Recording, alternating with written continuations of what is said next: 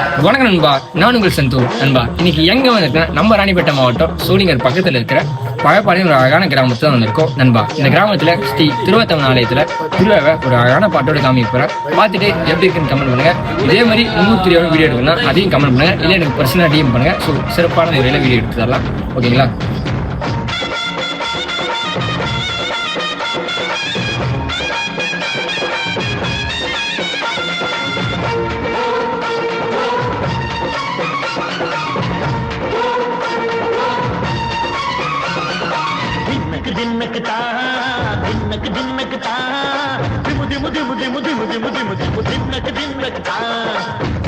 அலங்காரி சந்தன பூமாரி தாயி பராசக்தி தின்னக்கு தின்னக்கு தான்